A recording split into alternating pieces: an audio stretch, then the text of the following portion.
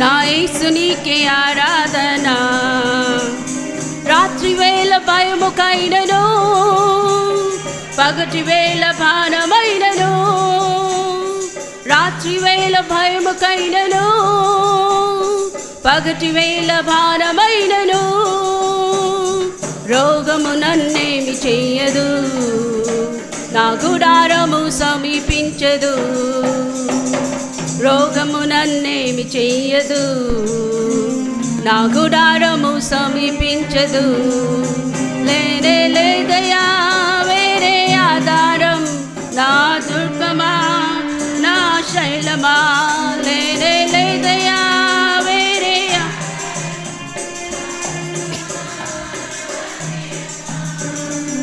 ఆరాధన ఆరాధన, నా తండ్రినికి ఆరాధన. ఆరాధన ఆరాధన, నా యేసునికి ఆరాధన. ఆరాధన ఆరాధన.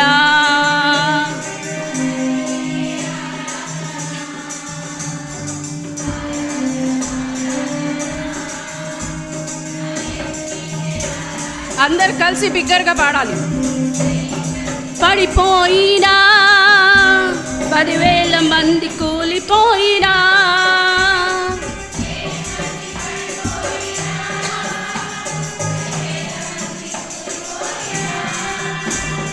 అపాయము రానే రాదు, నా గుడారము సమీపించదు. అపాయము రానే రాదు, నా గుడారము సమీపించదు. లేనే లేదయా వేరే ఆధారం, నా దుర్గమా నా శైలమా. లేనే లేదయా వేరే ఆధారం, నా శృంగమా నా కేడమా. ఆరాధన ఆరాధన, నా తండ్రినికి ఆరాధన. ఆరాధన ఆరాధన, నా యేసునికి ఆరాధన. ఆరాధన ఆరాధన.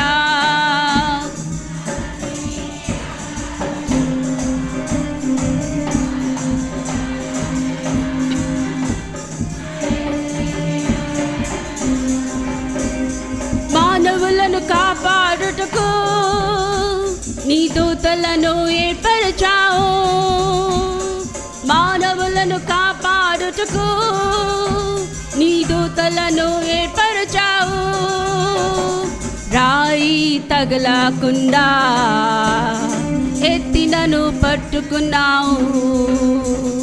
రాయి తగలకుండా ఎత్తినను పట్టుకున్నావు. లేనే లేదయా వేరే ఆధారం, నా శృంగమా నా కేడమా. లేనే లేదయా వేరే ఆధారం, నా దుర్గమా నా శైలమా. ఆరాధన ఆరాధన, నా యేసునికి ఆరాధన.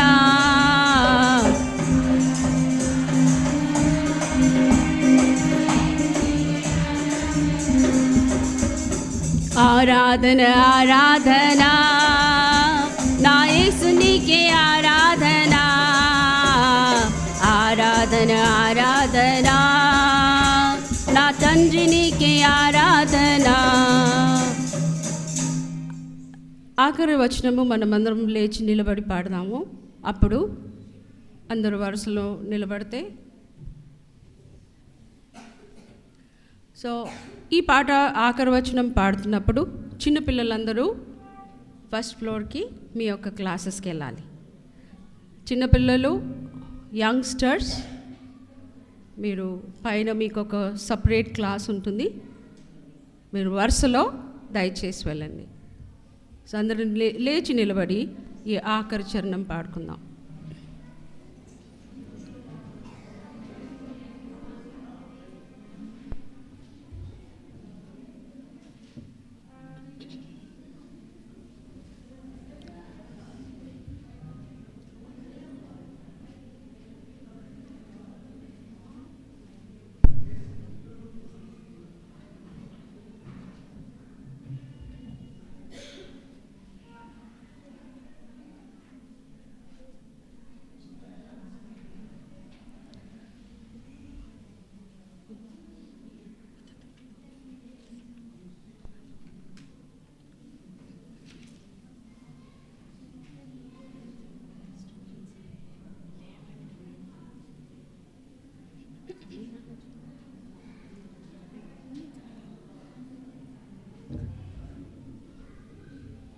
సో మీరందరూ వరుసలో నిలబడండి.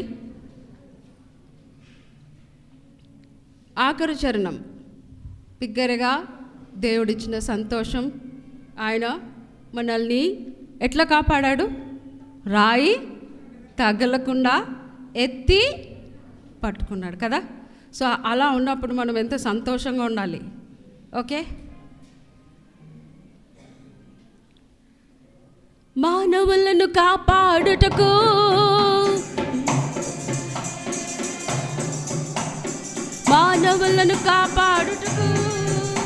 ఈ దూతలను ఏర్పరిచావు. రాయి తగలకుండా ఎత్తినను పట్టుకున్నావు. రాయి తగలకుండా ఎత్తి పట్టుకున్నావు. లేనే లేదయ్యా వేరే ఆధారం, నా దుర్గమా నా శైలమా. లేనే లేదయ్యా వేరే ఆధారం, నా శృంగమా నా కేడమా. ఆరాధన ఆరాధన నా తండ్రి నీకే ఆరాధన. ఆరాధన ఆరాధన నా యేసు నీకే ఆరాధన. ఆరాధన ఆరాధన నా తండ్రి నీకే ఆరాధన.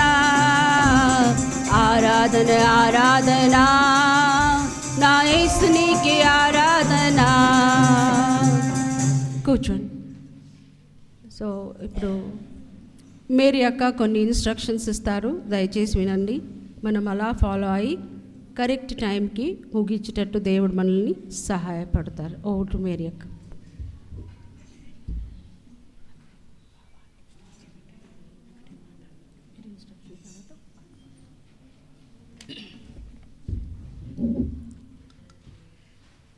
సరే, ఇంకొక పాట అయిన తర్వాత వాక్యం స్టార్ట్ అవుతుంది. తర్వాత టీ బ్రేక్ ఉంటుంది. తర్వాత మళ్ళీ బైబిల్ స్టడీ ఉంటుంది. తర్వాత మనకి భోజనం ఉంటుంది. కాబట్టి ఇవన్నీ గుర్తుపెట్టుకోండి. పాటలు చక్కగా నేర్చుకోండి. వాక్యం కూడా శ్రద్ధగా వినండి. మీ మనసు మీ హృదయము దేవుని వాక్యం మీద పెడితే దేవుడు మీ అందరితో కూడా మాట్లాడతారు. ఇది ఎన్నో దినాలుగా ప్రార్థన చేసి దేవుని సన్నిధిలో కనిపెట్టి సిద్ధపడుతూ వచ్చాము. కాబట్టి మీరందరూ కూడా చాలా శ్రద్ధాభక్తితో ఉండాలి. శ్రద్ధ లేనిది, భక్తి లేనిది దేవుడు మన హృదయాలు మాత్రం తెరవడు. లుదే ఏం చేస్తా వచ్చింది? వాక్యమందు లక్ష్యం ఉంచిందంట. మన వాక్యమందు లక్ష్యం ఉంచితేనే మన హృదయం దేవుడు తెరుస్తాడు. ఈ చెవి నుండి ఆ చెవిని విడిచిపెడితే మన హృదయంలో ఎలాంటి కార్యం అనేది జరగదు. కాబట్టి గొప్ప అవకాశం మనం పోగొట్టుకోవద్దు. ఈ నూతన సంవత్సరంలో మొట్టమొదటి మనకి సిస్టర్ ఇట్టిట్టు కాబట్టి మీరు దీన్ని శ్రద్ధగా విని మీ హృదయాల్లో ఆ వాక్యాన్ని భద్రపరచుకొని మరీ ఏం చేస్తూ ఉంది? విన్న మాటలన్నీ కూడా తన హృదయంలో భద్రపరుచుకుంది. అంత మాత్రం తలపోసుకుందంట. అందుకే చివరి వరకు తను యాత్రా జీవితం సాగుతూ వచ్చింది. మన జీవితంలో కూడా అలా ఉండాలి అని అంటే దేవుని వాక్యం శ్రద్ధగా వినాలి. ఒక పాట అక్క పాడతారు, తర్వాత ఆంటీ వస్తారు.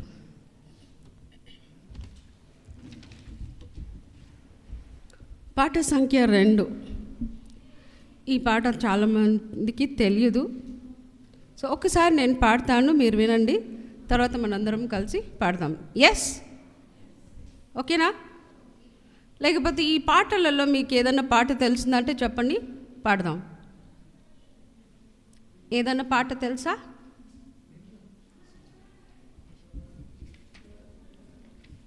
ఓకే.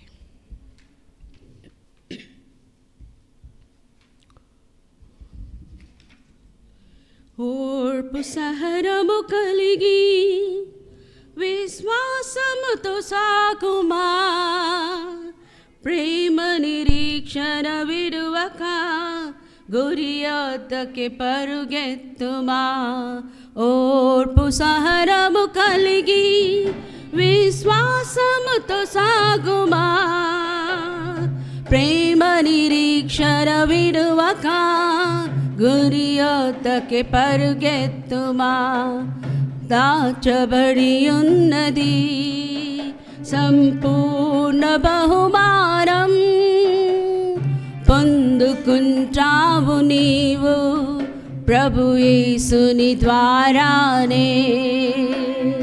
దాచబడి ఉన్నది సంపూర్ణ బహుమానం, పొందుకుంటావు నీవు ప్రభు యేసుని ద్వారానే.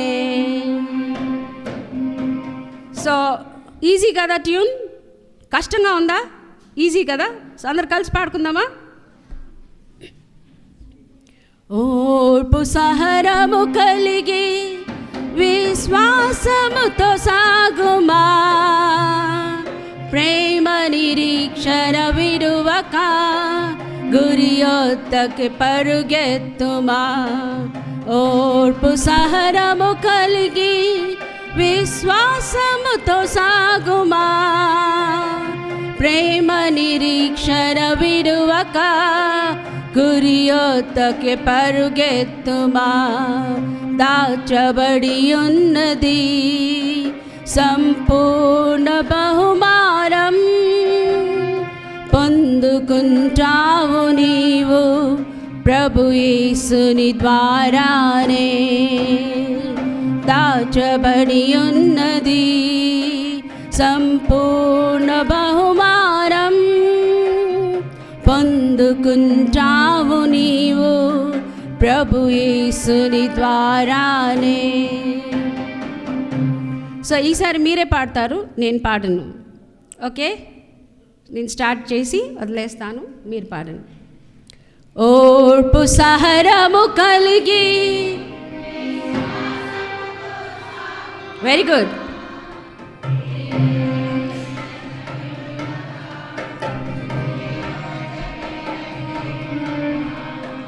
ఓర్పు సహనము కలిగి విశ్వాసముతో సాగుమా, ప్రేమ నిరీక్షణ విడువక గురి యొద్దకి పరుగెత్తుమా.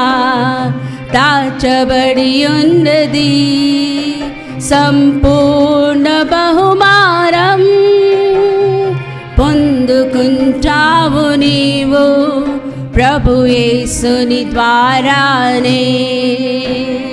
దాచబడి ఉన్నది సంపూర్ణ బహుమానం, పొందుకుంటావు నీవు ప్రభు యేసుని ద్వారానే. కష్ట నష్టలైనను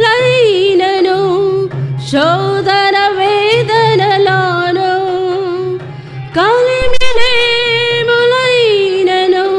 నిరాశ నిస్పృహలోను, యేసు వైపు చూచుచు ధైర్యముగా సాగుమా. యేసు వైపు చూచుచు ధైర్యముగా సాగుమా. నీ జీవిత యాత్రలో దయనెన్నడు విడువకుమా. నీ జీవిత యాత్రలో దయనెన్నడు విడువకుమా.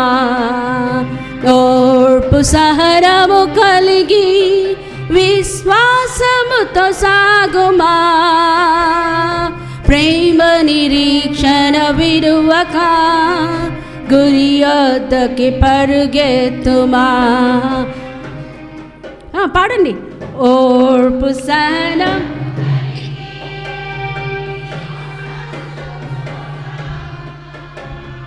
ప్రేమ నిరీక్షణ విడువక గురి యొద్దకి. ప్రార్థన జీవితం విడువకు, ప్రభు సహవాసం వదలకు.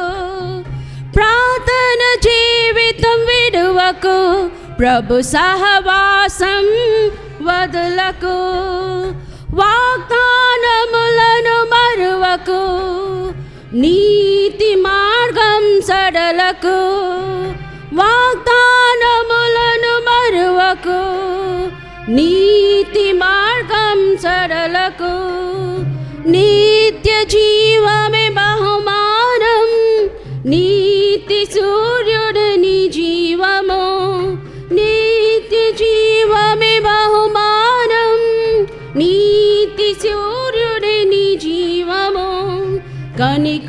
పూర్ణుడ నీకేడెము కను పాపవలే నిన్ను కాపాడును. కనికర పూర్ణుడ నీకేడెము కను పాపవలే నిన్ను కాపాడును. ఓర్పు సహనము కలిగి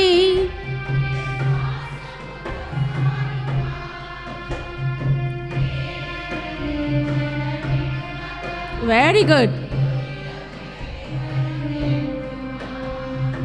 ఓర్పు సహనము కలిగి విశ్వాసముతో సాగుమా.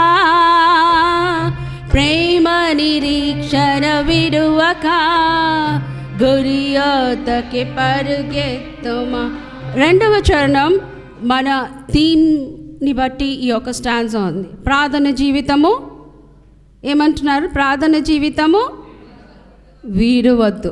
సరేనా? మనకందరికి ప్రార్థన జీవితం ఉందా? స్త్రీలమైన మనము మన ప్రార్థన దేవుడు ఖచ్చితంగా వింటారా లేదా? సో మన ప్రార్థన జీవితం బట్టి ఈ యొక్క చరణం మనం పాడదాం. ప్రార్థన జీవితం విడువకు, ప్రభు సహవాసం వదలకు.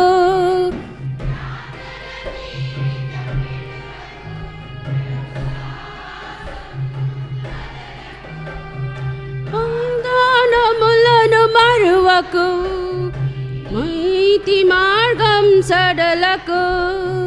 వాగ్దానములను మరువకు, నీతి మార్గము సడలకు. నిత్య జీవమే బహుమానం, నీతి సూర్యుని నీ జీవము. నిత్య జీవమే బహుమానం, నీతి సూర్యుడి నీ జీవము. కనికర పూర్ణుడ నీకేడము కను పాపవలే నిన్ను కాపాడును. కనికర పూర్ణుడ నీకేడము కను పాపవలే నిన్ను కాపాడును. ఓర్పు సహనము కలిగి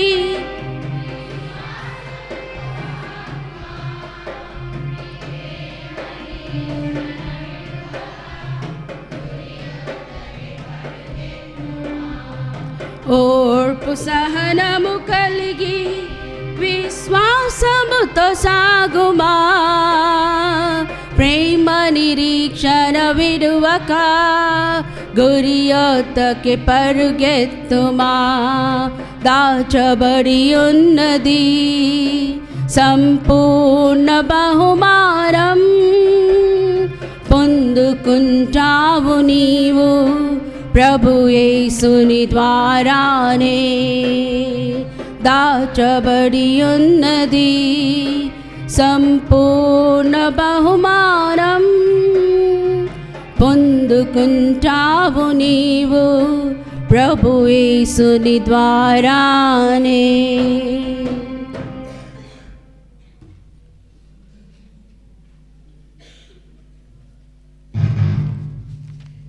అక్క రెండక్క.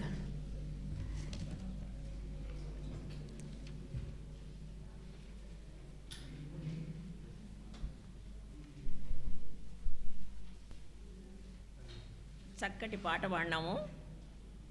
శ్రీలంగా మనకేముండాలని కోరుకున్నాము ఆ పాటలో? ఓర్పు, సహనము, ప్రేమ కదా. మీ ఇన్విటేషన్ కార్డు బ్రదర్ మోజెస్ నాకు పంపిస్తే దాంట్లో నేనేమనుకున్నానంటే, అది చూడగానే నాకు ఒక మాట కనిపించింది. మనకు చాలా అంటే సుపరిచితమైనటువంటి వాక్యం చెప్పగలరా? Proverbs 14th chapter 1st verse. జ్ఞానవంతురాలు తన ఇల్లు కట్టుకొను కదా. ఒక్క మాట నాకు కనిపించినప్పుడు నాకేమనిపించిందంటే, నిజమే కదా, మనమంతా జ్ఞానవంతులమైతే మన ఇల్లు మనము కట్టుకుంటాం కదా. శ్రీలంగా మన ఇల్లు మనము కట్టుకోవాల్సింది మన మీదనే ఆధారపడింది.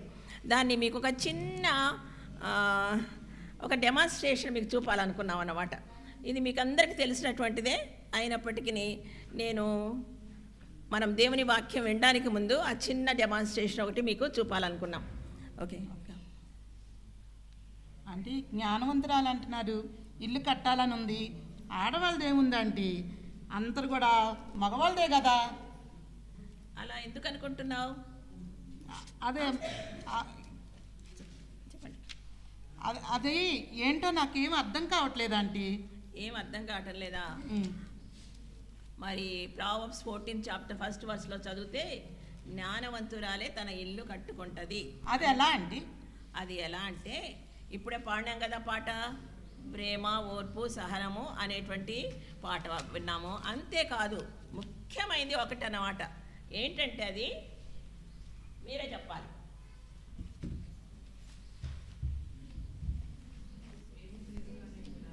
యేసుక్రీస్తు అనేటువంటి పునాది. మన ఇంటికి పునాది ఎవరుండాలా? యేసుక్రీస్తు ప్రభు. ఎలా అవుతారు యేసుక్రీస్తు ప్రభు? ఎప్పుడైతే యేసుక్రీస్తు ప్రభును మన స్వంత రక్షకునిగా అంగీకరిస్తామో, ఆయన రక్తం చేత మనము కడుగబడతామో, అప్పుడు ఆయన మనకు మన ఇంటికి ఒక పునాదిగా తయారవుతాడు. So the main thing is, అంటే ముఖ్యమైనటువంటి విషయం ఏంటంటే యేసుక్రీస్తు ప్రభు మన స్వంత రక్షకుడిగా కావాలి. అంటే ఆ పునాది ఉంటే ఇల్లు పడిపోదా? పడిపోదు. ఇల్లు పడిపోవటానికి వీలే లేదు యేసుక్రీస్తు అనే పునాది ఉంటే. ఎందుకంటే ఎందుకంటే ఒక్కొక్క ఇటుక కూడా ఆయన నడిపింపు క్రొద్ది, ఆయన ప్రేమతో, ఆయన ఓర్పుతో, ఆయన సహనంతో మనల్ని నింపుతాడనమాట. ఇప్పుడే పాడుకున్నాం కదా పాట.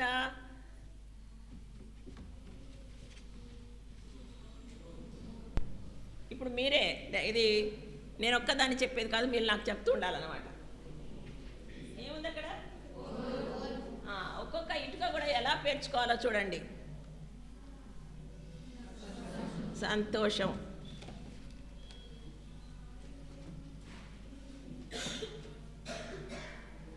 సమాధానం, ఇంకొక చాలా ముఖ్యమైనది చెప్పగలరా? ప్రేమ అనేటువంటిది.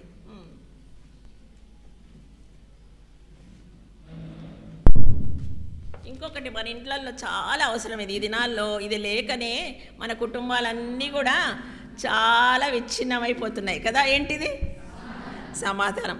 నాకు ఇక్కడ ప్లేస్ తక్కువ ఉంది కాబట్టి ఓకే, ఐ విల్ మేనేజ్.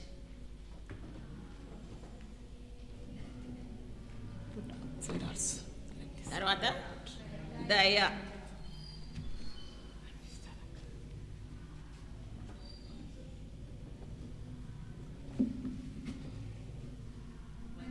మంచితనం, ఆశా నిగ్రహం. ఇప్పుడు ఎన్ని ఇటుకలు వచ్చాయి మనకు? నేను ఇది ఇక్కడికి పెట్టేస్తాను, ఎందుకంటే అక్కడ ప్లేస్ లేదు. 8 ఇటుకలు వచ్చాయి కదా. ఏమేమి ఉన్నాయి చెప్పండి చూద్దాం.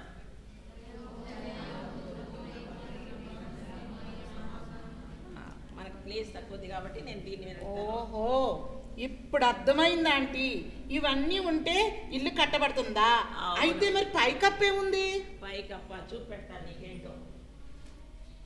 పైకప్పు ఏంటంటే ఏంటమ్మా పైకప్పు? కుటుంబ ప్రార్థన. అంటే ఇవన్నీ కూడా ఈ పునాది మీద పక్కన పెట్టి, నాకు ఇక్కడ మీకు చూపించడానికి నాకు స్థలం తక్కువ ఉంది కాబట్టి ఓకే పర్లేదు. నేను ఇట్లా ఇటుకలు తెలిసిపోయినాయి కదా, మీ ఇటుకలు పెడదాం అనుకున్నా కానీ మా స్థలం కొద్దిగా తగ్గిస్తారు, దయచేసి క్షమించండి. మాకు 80 స్క్వేర్ మీటర్ ఇచ్చారండి ప్లేస్, కాబట్టి మా ఇల్లు చాలా చిన్నగా ఉంది. మేము మీకు అన్నిటి చూపించలేకపోతున్నాం. తర్వాత ఇక్కడ ఏం కనబడుతుంది చూడండి, ఆ ఇంటికి ఒక ద్వారం ఉంది. ఏంటది? ఇప్పుడు చెప్పండి మీరే, అన్ని గుణాలు చెప్పాలి నాకు మీరే.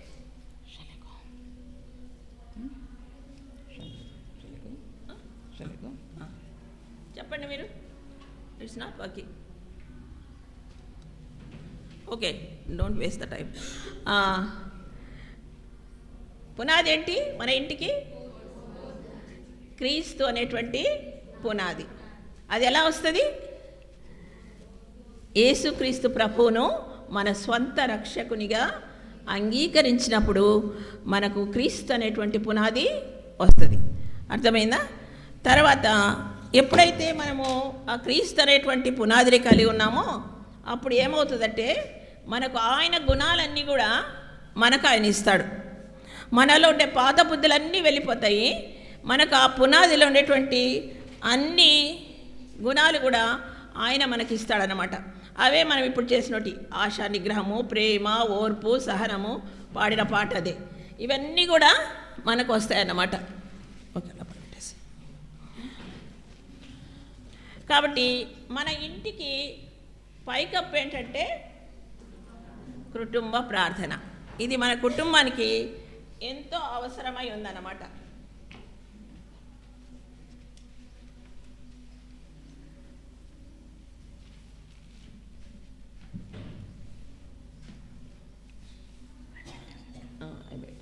నేను చెప్పేస్తాను. మన కుటుంబానికి ఇవన్నీ కూడా ముఖ్య అవసరం. అలాంటప్పుడే మన కుటుంబము ఇక్కడ పెట్టాలి. మన కుటుంబాన్ని బాగుపడాలంటే లేక మన కుటుంబము ఆయనకి ఇష్టమైనదిగా ఉండాలంటే మన పునాది యేసుక్రీస్తు పైన కట్టబడాలి. అదే జ్ఞానవంతురాలు ఇల్లు కట్టుకొనును అన్న మాటకు అర్థమైందా?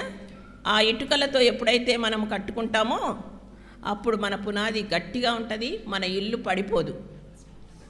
ఓ రెండు పెట్టేసి ఇటు పక్క పెట్టేసి ఇట్లా పెట్టేసి తర్వాత మనం ఎప్పుడైతే ఆ పునాది మీద కట్టబడినామో అప్పుడు మన ఇండ్లు దేనిగా మారుతుందంటే ఆతిథ్యం ఇచ్చేటువంటి గృహంగా మారుతుంది.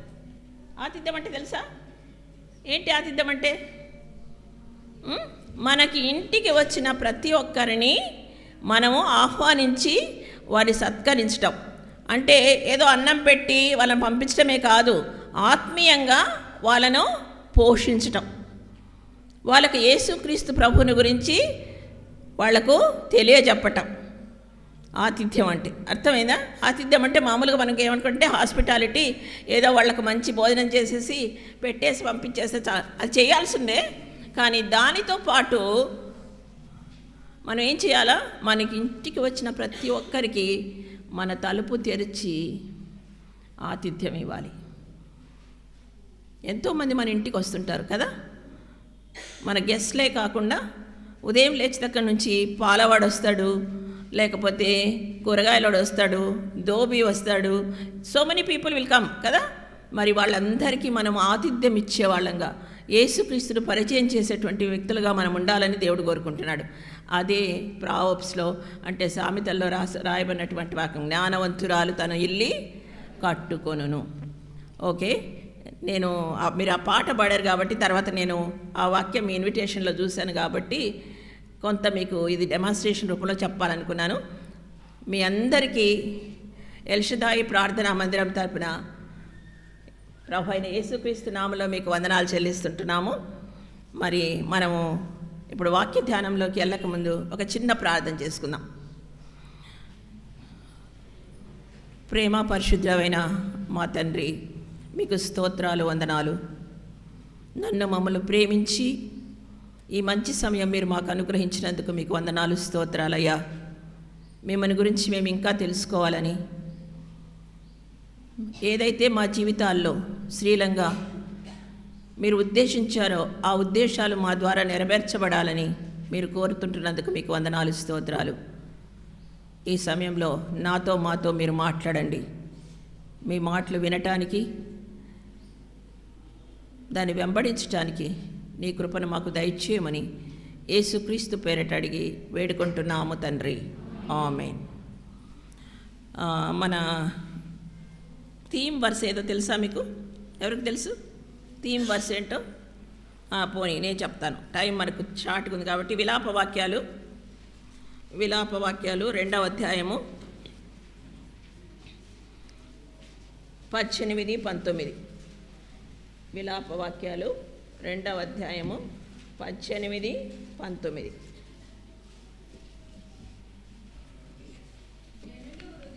అందరు కలిసి అవుదామమ్మా, అందరం కలిసి అవుదాము.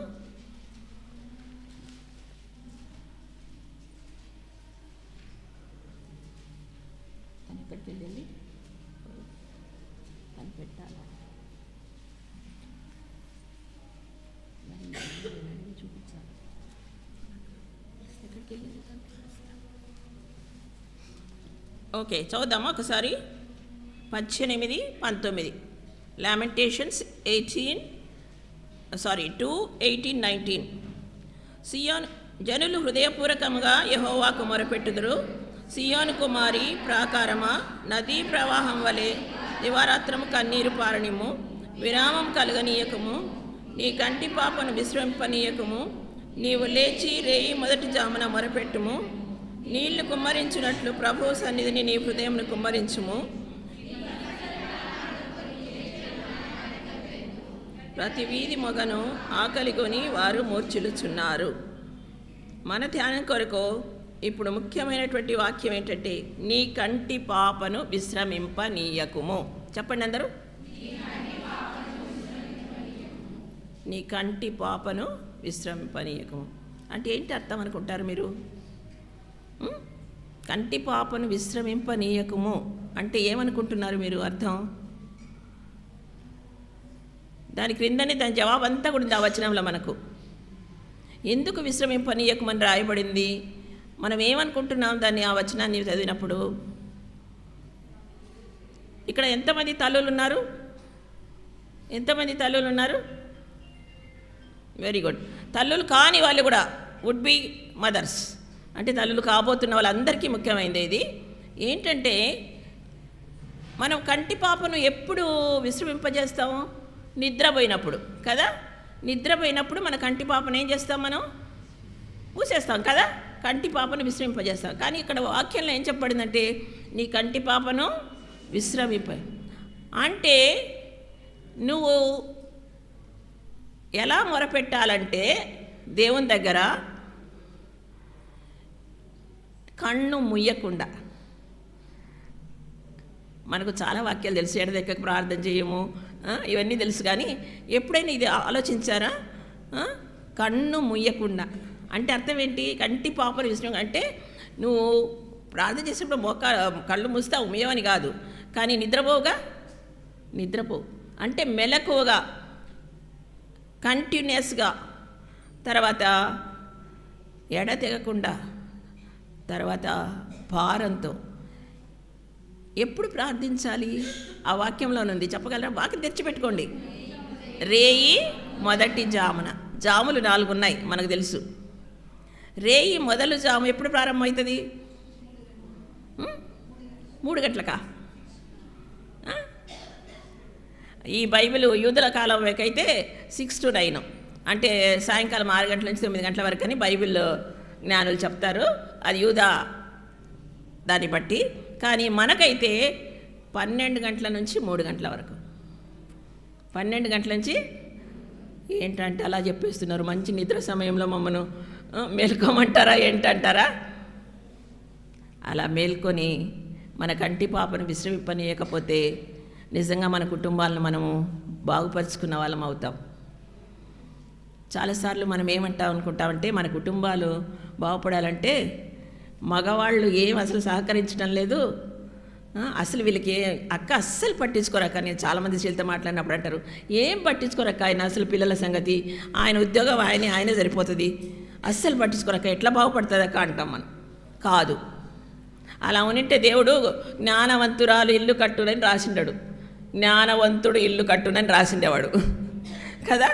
కానీ బైబిల్ గ్రంథం అంతట్లో కూడా ఈ ఇల్లు కట్టుకునే విషయంలో ఆడవాళ్ళదే బాధ్యత,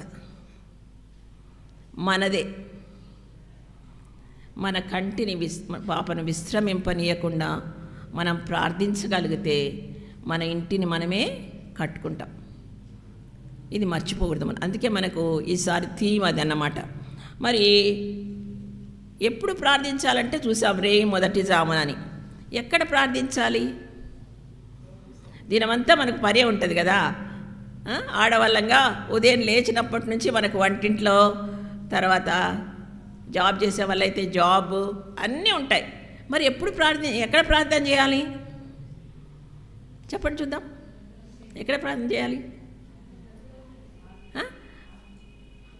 ఎస్ పర్వాలేదు, తప్పున్నా పర్వాలేదు అమ్మా. ఆత్మలో, వెరీ గుడ్ ఆన్సర్. ఇంకా ఎక్కడైనా చేయొచ్చు, ఎక్కడైనా చేయొచ్చు. ఇప్పుడు ఆత్మలు అని చెప్పారు, అదే ఆన్సరు. ఎక్కడైనా చేయొచ్చు. మనం నువ్వు వంట చేసుకుంటుంటే కూడా ప్రార్థన చేయొచ్చు, నీ కుటుంబం కోసం, నీ పిల్లల కోసం. నువ్వు బస్సులో ప్రయాణం చేస్తుంటే కూడా ప్రార్థన చేయొచ్చు. అర్థమైందా? ఎప్పుడైనా ఎక్కడైనా చేయొచ్చు ప్రార్థన. నువ్వు బస్ స్టాప్లో వెయిట్ చేస్తుంటే కూడా ప్రార్థన చేయొచ్చు, బస్సులో ట్రావెల్ చేస్తుంటే, ప్లెయిన్లో ట్రావెల్ చేస్తుంటే కూడా ప్రార్థన చేయొచ్చు. ఆత్మలో చక్కటి ఆన్సర్ ఇచ్చారు. ఆత్మలో ఎక్కడ దానికి ప్లేస్ ఉందా? ఎక్కడైనా చేయొచ్చు. అంటే మన life it should become prayer life. మన జీవితమే ఒక ప్రార్థనగా మారాలి. ఏదో ఎక్కడో మోకాళ్ళుని మందిరంలోనో మన ఇంట్లోనో ప్రార్థన చేసుకునేది కాదు. ఎక్కడైనా ఎప్పుడైనా మనం ఆయనతో మాట్లాడవచ్చు. మన ఫోన్లకైతే బిజీ ఉంటుంది, కానీ దేవుని ఫోన్కు బిజీ లేదు. అర్థమైందా? ఎన్ని ఫోన్ కాల్స్ అయినా ఒకేసారి ఆయన విని ఆన్సర్ చేయగలడు. Centres never busy. అర్థమైందా? మన వాటికి ఎప్పుడు కూడా బిజీ, తర్వాత వెయిట్ అని వస్తుంటాయి కదా, కానీ ఆయన దానికి మాత్రం వెయిట్ లేదు, బిజీ లేదు. ఇంకా ఏమో ఉంటాయి కదా, నాకు తెలియదు అవన్నీ కూడా. మరి అవన్నీ ఏం రావు. నువ్వు ఎప్పుడు ఎక్కడ కాల్ చేసినా ఆయన వింటాడు, వెంటనే ఆన్సర్ ఇస్తాడు, వెయిట్ అని చెప్పడు. అర్థమైందా? నీ ఆన్సర్ నీ ప్రార్థనలకు వెంటనే వస్తుంది. అంటే మీరు మళ్ళీ ఇక్కడ నన్ను ఒక ప్రశ్న వేయొచ్చు, వెంటనే అన్నారు కదా అంటే, మరి కొన్నిసార్లు మేము ఎన్ని రోజులు ప్రార్థన చేస్తున్నా మాకు ఆన్సరే రాదు ఏంటి అని అంటారేమో. ఆన్సర్ వచ్చేసింది. ఏమని తెలిసిన? 3 ఎస్, నో, వెయిట్. అర్థమైందా? ఎస్, నో, వెయిట్ అంటే నీ ప్రార్థనకు జవాబు ఆయన నువ్వు అడిగిన దానికి ఎస్ అని అన్నా అంటాడు, కొన్నిసార్లు నో అని కూడా అంటాడు, కొన్నిసార్లు ఆగు అని కూడా అంటాడు. జవాబు వచ్చేసిందా? వచ్చేసింది. రాలేదనుకోద్దండి, వందనాలు చెప్పండి యేసయ్య, నా ప్రార్థనకు జవాబు ఇచ్చినావు, నీకు వందనాలు. ఇన్ హిజ్ ఓన్ టైం, ఆయన సొంత సమయంలో మన ప్రార్థనకు ఆన్సర్ తప్పకుండా ఎప్పుడో వచ్చేసింది. కాబట్టి ఒక్కసారి నువ్వు ప్రార్థన చేస్తే దానికి జవాబు వచ్చిందని నమ్మాల. ఎటువంటి ప్రార్థన అది? కన్నీటి ప్రార్థన. కంటి పాపను విశ్రమింపని అని ప్రార్థన. ఆ ప్రార్థన చేసినప్పుడు ఆ ప్రార్థనకు జవాబు తప్పకుండా వచ్చి తీరుతుంది. ఈరోజు మనలాంటి ఒక ఆవిడే ప్రార్థన చేసి తన క్లిష్ట పరిస్థితుల్లో తన కుమారుణ్ణి దేవునికి ఇష్టమైన వాడుగా చేసింది. ఇక్కడ కూర్చున్న మనమందరిలో కూడా అందరికీ రకరకాల పరిస్థితులు ఉంటాయి. కొంతమందికి పిల్లలతో సమస్య ఉండొచ్చు, కొంతమందికి బంధువులతో సమస్య ఉండొచ్చు, కొంతమందికి హస్బెండ్తోనే సమస్య ఉండొచ్చు, లేకపోతే వాళ్ళ హెల్త్ సమస్య ఉండొచ్చు, ఫైనాన్షియల్ ప్రాబ్లం ఉండొచ్చు, రకరకాలు. ఎవరైనా ఇక్కడ కూర్చున్న వాళ్ళు నాకు ఏ ప్రాబ్లం లేదని చెప్తే చేయొద్దండి దయచేసి, నాకు చూడాలని ఉంది. నాకు ఏ ప్రాబ్లము లేదు అనే వాళ్ళు చేయొద్దండి ప్లీజ్, ఎవరైనా. ఎందుకంటే ఈ ప్రశ్న నేను ఎప్పుడు అడుగుతున్నా, ఎవరైనా కనబడతారేమో చూద్దామని. ఎవరైనా నాకు ఏ ప్రాబ్లం లేదు, ఎవరైనా ఎత్తారా? లేదు కదా, నాకు కూడా లేదు, నేను కూడా చేయొత్తను. ఎందుకంటే ప్రతి ఒక్కరికి ఏదో ఒక రకమైనటువంటి సమస్య అంటూ ఉంది కదా. కానీ ఈరోజు మనం చూసబోయేటువంటి ఒక స్త్రీ యొక్క సమస్య మనందరికంటే మించింది. నేను అనుకుంటాను, నేను అది చదివేటప్పుడు నాకు అనిపించింది, ఒకవేళ ఇలాంటి క్లిష్ట పరిస్థితి ఉంటే నేను అస్సలు దేవుని దగ్గరికి వచ్చిండేదాన్ని కాదేమో అనిపిస్తుంది అన్నమాట నాకు. ఆమె ఎవరంటే రాజుల గ్రంథము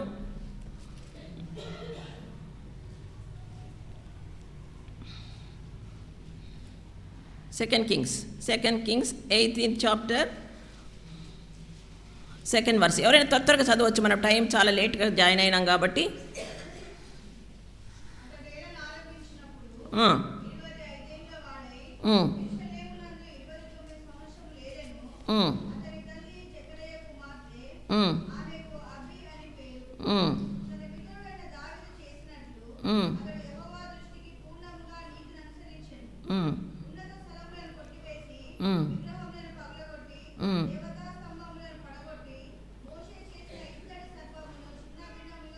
ఎనఫ్ చాలమ్మా, చాలు.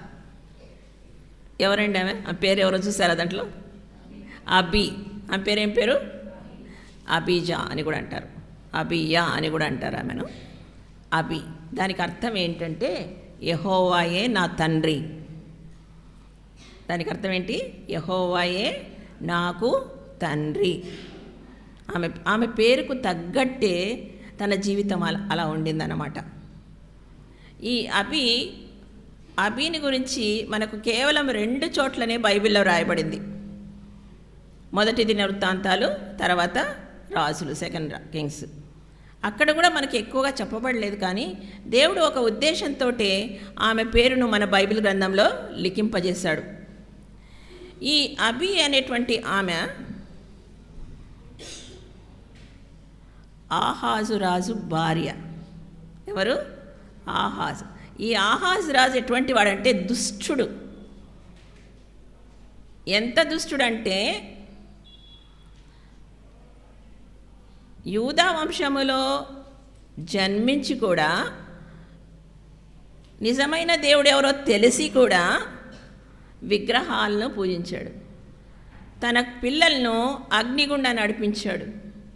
తన దేశాన్నంతా కూడా విగ్రహారాధన వైపు చూశాడు. నిజమైన దేవుణ్ణి వదిలేసి తన ఇష్టమైన రీతిగా నడిచినటువంటి దుష్టుడైనటువంటి రాజు ఈమె భర్త. అంటే మీరు ఊహించవచ్చు ఈమె పరిస్థితి ఎలా ఉండింటుందో. మరి అంతేకాదు, ఈమె నాన్న అంటే అబీ వాళ్ళ నాన్న జకర్యా అంటే మళ్ళీ ఎలిజబెత్ హస్బెండ్ అనుకోకండి. మన గ్రంథంలో 32 జకర్యాలు ఉన్నారు దాదాపు, అర్థమైందా? కానీ ఈ జకర్యా కూడా ఒక రాజు. ఆయన కూడా చాలా దుష్టుడు. ఆ దుష్టుని కుమార్తె అబీ, అర్థమైందా? తండ్రి ఏమో దుష్టుడు. ఆ దుష్టుని నుండి తప్పించుకుందామనుకుంటే భర్త కూడా దుష్టుడే. మీరు తర్వాత ఇంటికి వెళ్ళాక రాజుల గ్రంథాలు చదవండి, ఇవన్నీ మీకు అర్థమవుతాయి. మరి దుష్టుడైన తండ్రి, దుష్టుడైనటువంటి భర్త, ఇటువంటి పరిస్థితి ఎవరికైనా ఉంటుందా? ఏదో ఒకవేళ హస్బెండ్ దుష్టుడుగా ఉంటే అమ్మగారి ఇంటికన్నా పరిగెడదాం అనుకుంటాం కదా. ఇక్కడ ఏమి ఆ ఛాన్సే లేదు, అర్థమైందా? అంటే ఎంత దుష్టుడంటే వాళ్ళ నాన్న అస్సలంటే అసలు దేవుణ్ణి ఆరాధించడు. చాలా క్రూరమైనటువంటి స్వభావం కలిగినాడు. అందుకే ఆయన్ను చంపేస్తారు, హత్య చేసేస్తారు. హత్య చేస్తే ఆయన్ను మామూలు రాజులు ఉండే చోట పాతిపెట్టరు, ఎక్కడో వేరే చోట.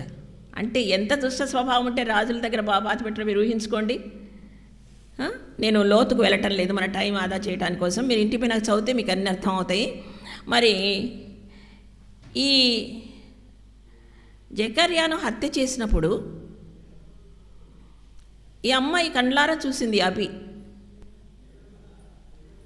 తనకు అర్థమైంది, ఎందుకు మా నాన్నను హత్య చేశారా?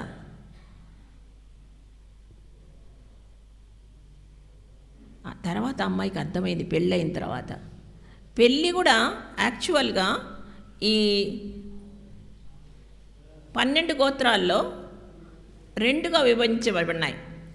ఉత్తర తెగలు, దక్షిణ తెగలు. ఉత్తర తెగలేమో 12 గోత్రాలు ఉంటాయి, దక్షిణ తెగలేమో 2 యూదా బెన్యామీను గోత్రాలు ఉంటాయి. ఈ ఉత్తర తెగకు చెందినటువంటి ఆమె ఈ అబి. తర్వాత దక్షిణ తెగకు చెందినటువంటి వాడు ఆహాజు రాజు. మరి ఎట్లా చేసుకున్నారు? ఆ రోజుల్లో ఈ తెగ వాళ్ళు ఆ తెగ వాళ్ళు పెళ్లి చేసుకునేవాళ్ళు కాదు.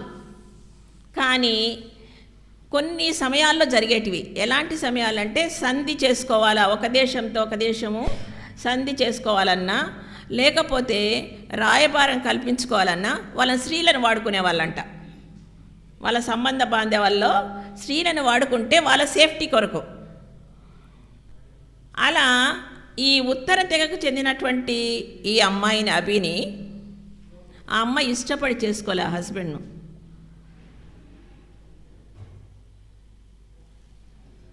పరిస్థితుల ప్రభావం మీద ఆ అమ్మాయికి ఆహాజు రాజుతో పెళ్ళయింది. సరే పెళ్ళయింది, ఇక్కడన్నా సుఖంగా వద్దామంటే అక్కడ కూడా కష్టమే. ఇప్పుడు 2 సంప్రదాయాల్లో అమ్మాయి పెరుగుతూ ఉంది. యూదా సంప్రదాయము, ఇశ్రాయేలు సంప్రదాయం, 2 సంప్రదాయాల్లో. ఇక్కడ కూర్చున్న మీలో కూడా చాలామంది అలాంటి 2 సాంప్రదాయాల్లో పెరుగుతూ ఉంటారు. అన్య సాంప్రదాయము, దైవ సాంప్రదాయం, దేవుని సంప్రదాయం. 2 సంప్రదాయాలతో ఆ ముసుగులో పెరిగిందన్నమాట ఈ అభి. ఈ అభి ఎప్పుడైతే వాళ్ళ నాన్నను చంపేశారో ఈ యూదా సంప్రదాయాలన్నీ చూసినప్పుడు అమ్మాయి తన హస్బెండ్ దుష్టుడే కానీ యూదా సంప్రదాయంలో ఏం పాటిస్తారు? మోషే యొక్క ధర్మశాస్త్రాన్ని, అంటే 10 ఆజ్ఞలను. కానీ అవేవి ఇక్కడ కనిపించలేదు తను వచ్చినటువంటి ఇంట్లో, ఆహాజు ఇంట్లో. కానీ ఆ సంప్రదాయాలన్నీ కూడా అమ్మాయి చదివింది, తెలుసుకుంది, ఒక దృఢ నిశ్చయానికి వచ్చింది. నేను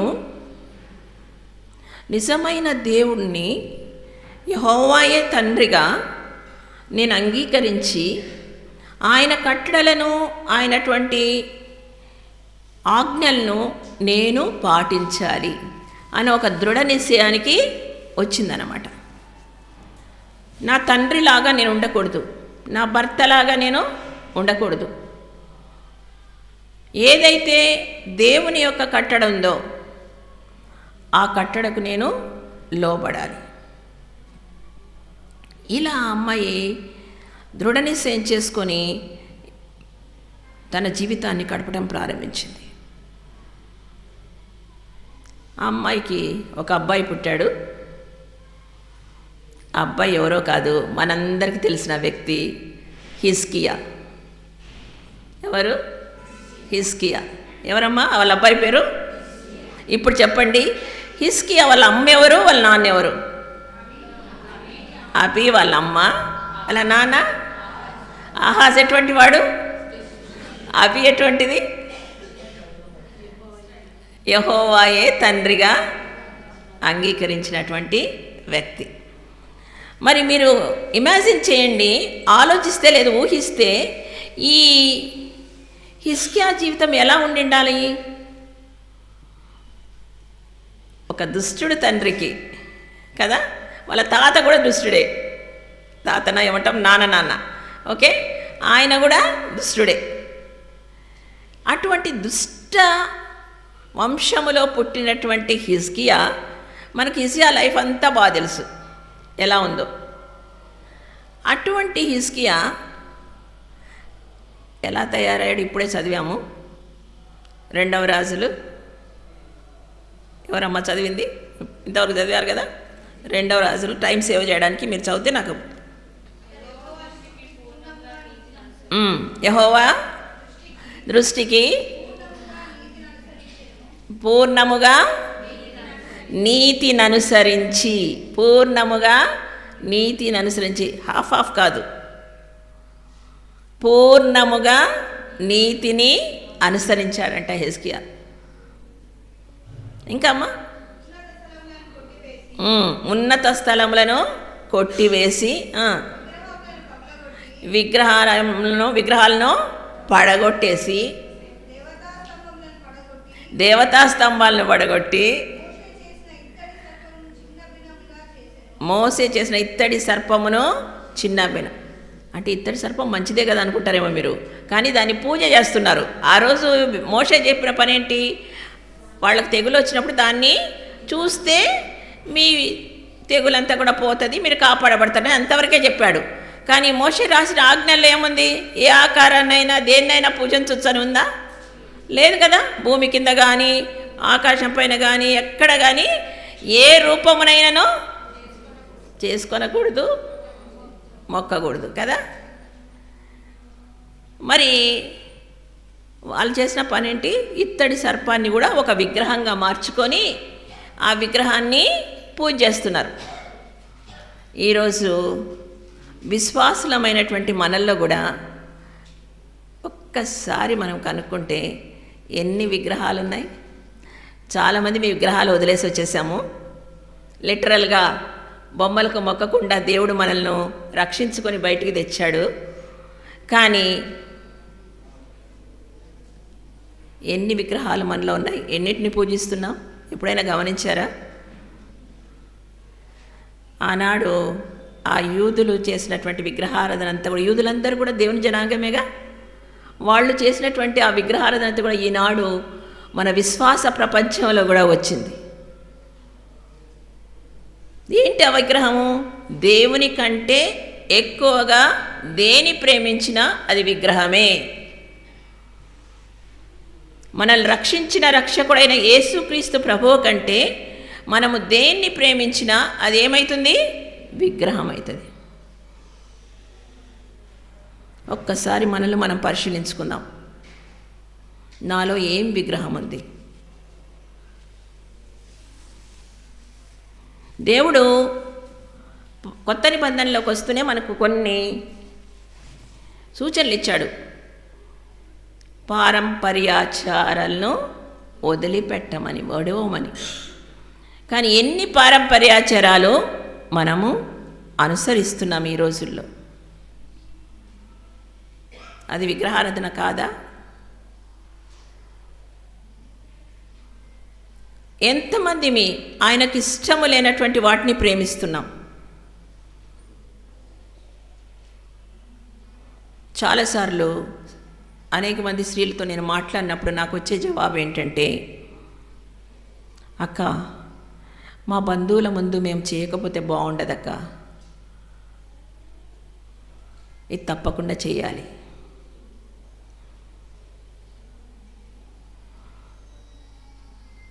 మీరేమంటారు?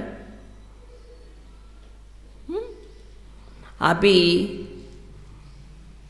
అలాంటి తన బంధువులు కానీ, తన తండ్రి ఇంటి వారు కానీ, తన భర్త ఇంటి వారి మాటలకు లోబడలేదు. జీవము కలిగినటువంటి దేవుణ్ణి వెంబడించడానికి నిశ్చయించుకుంది. ఇది ఎలా వచ్చింది? అంత బలం అమ్మాయికి ఎక్కడి నుంచి వచ్చింది అంటే, తన కంటి పాపను విశ్రమింపలేదు. ఎంత సీక్రెట్గా ప్రేయర్ చేసేదంటే, తన భర్తకు తెలిస్తే తన భర్త అమ్మాయిని చంపేస్తాడు. అటువంటి పొజిషన్లో ఆ అమ్మాయి వేకువజామున కన్నీటితో ప్రార్థన చేసింది.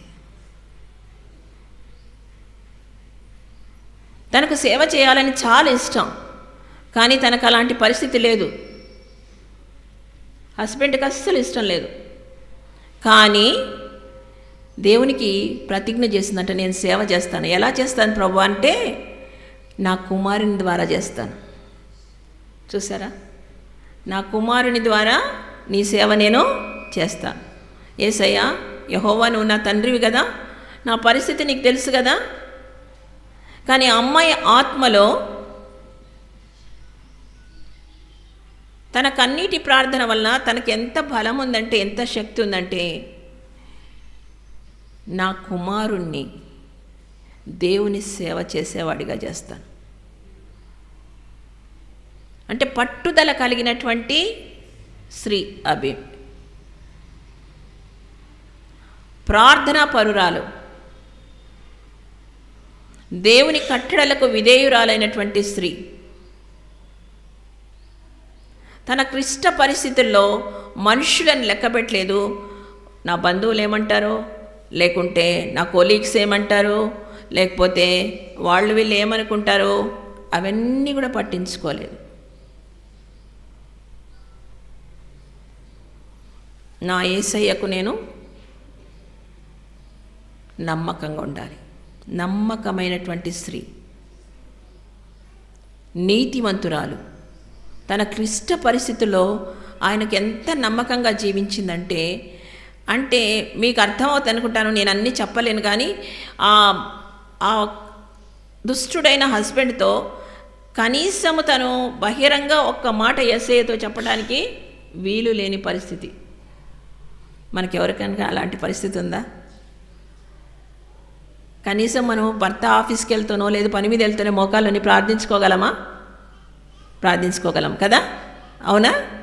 కానీ అమ్మాయికి అలాంటి పరిస్థితి లేదు. కానీ తన హృదయంలో ఆయనతో మాట్లాడుతోంది.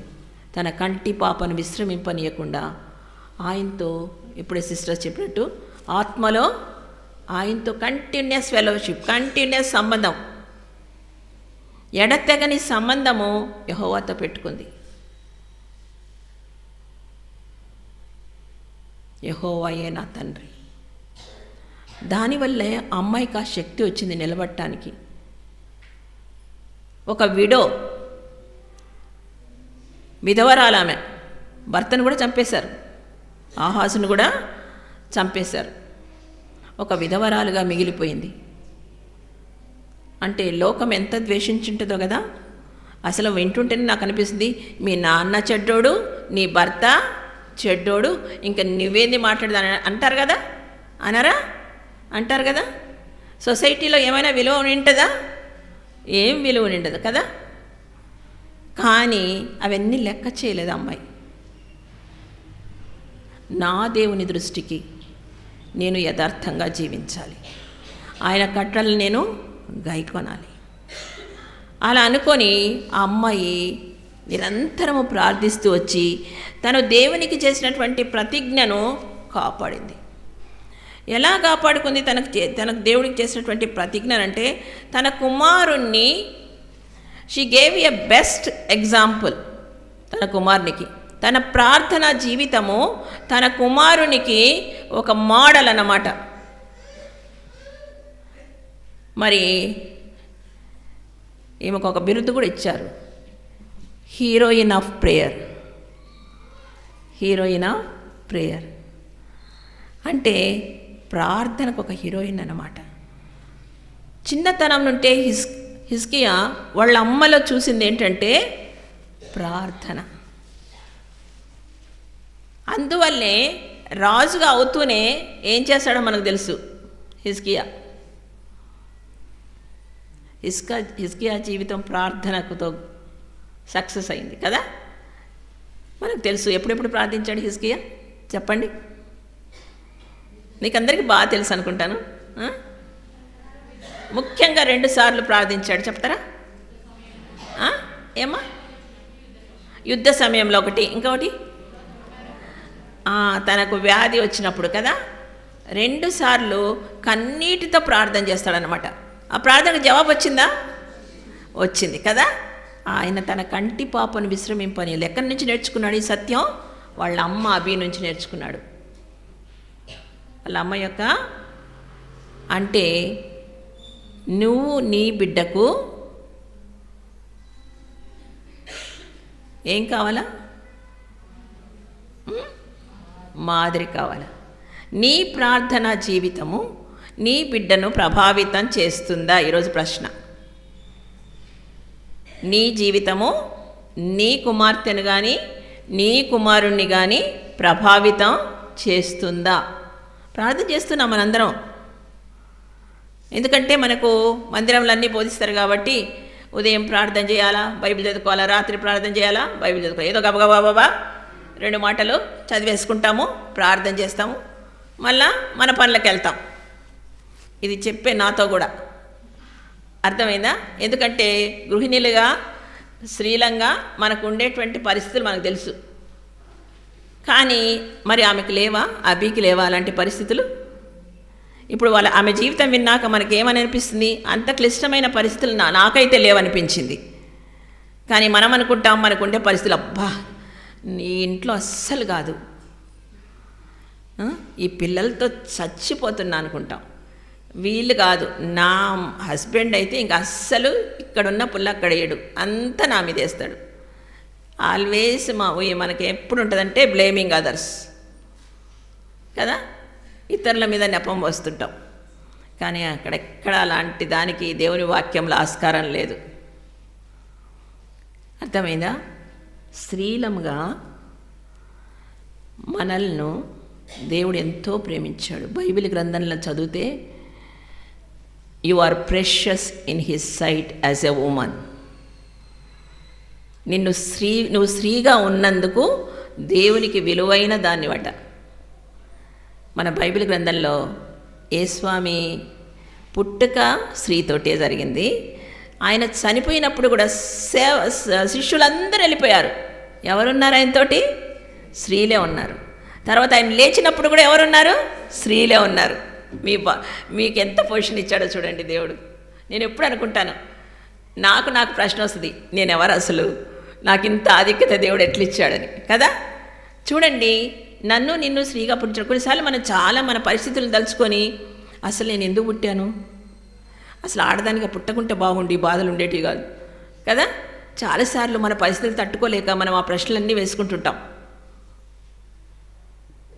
కానీ అభి దానికి సమాధానం. అర్థమైందా? ఆమె కష్ట జీవితం, తన క్లిష్ట పరిస్థితులు ఆమెను దేవుని కోసం నిలబెట్టి ఒక హీరోయిన్గా మార్చాడు. ఒకవేళ నువ్వు విధవరాలు అయి ఉండొచ్చు, పెండ్లి కాని స్త్రీ అయి ఉండొచ్చు, నీ పరిస్థితులన్నీ ఆయనకు తెలుసు. He loves you. ఆయన నిన్ను ప్రేమిస్తున్నాడు. ఆయన దృష్టిలో నువ్వు చాలా విలువైన దానివి. మర్చిపోకండి ఆ విషయం. You are precious in his sight. మనము యవనస్తులమైనా, పెళ్ళైన స్త్రీలైనా, లేదు విధవరాన్లైనా, ముసలి వాళ్ళైనా, మనమందరము ప్రెషస్సే. నా జీవితంలో ఒకసారి ఒక సంఘటన ఎదుర్కొన్నప్పుడు అది నాకు తీరని లోటే. కానీ నేను ఫస్ట్ టైం ఇంట్లో నుంచి బయటకు వస్తే ఆ పరిస్థితిలో నేను ఉండేటువంటి సొసైటీ, అంటే నా ఇండ్లు ఉండేటువంటి సొసైటీ అంతా కూడా ఎక్కువ భాగం అన్యజనులే. నేను ఆ పరిస్థితిలో బయటికి రావడం, వెంటనే సైతాను ఏం చెప్పింది తెలుసా? నీ ముఖం ఎవరు చూడరు.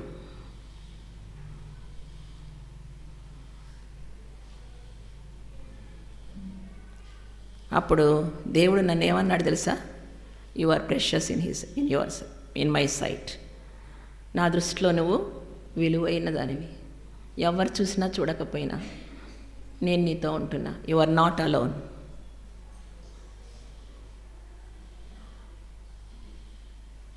ఆ మాట ఇప్పటికీ నా జీవితంలో నన్ను నడిపిస్తుంది. నువ్వు ఒంటరి దానివి కాదు, నేను నీతో ఉన్నా, నువ్వు నాకు విలువైన దానివి.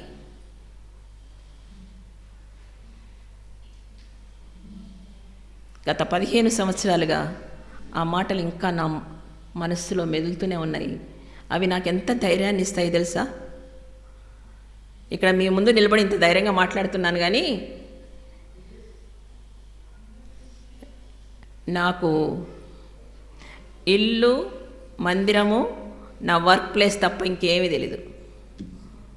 కనీసం పక్కనుండే కిరాణా షాప్ కూడా తెలీదు. You can imagine my position 15 years back. But he is my father and he is my husband. ఆయనే నా తండ్రి, ఆయనే నా భర్త. He proved himself because he is with me. ఆయన నాతో కూడా ఉన్నాడు. ఆయన మాట ఇచ్చాడు, నువ్వు నాకు విలువైన దానివి, నువ్వు ఒంటరి దానివి కాదు, నేను నీతో ఉన్నా. అభి నిలబడిందంటే అదే కారణం. ఆమె ఒంటరిది కాదు, యెహోవాయే నాకు తండ్రి. ఇక్కడ కూర్చున్న మనందరిలో ఇంకా ఎవరైనా ఇలాంటి పరిస్థితుల్లో ఉంటే దేవుడు మిమ్మల్ని ప్రోత్సహిస్తున్నాడు.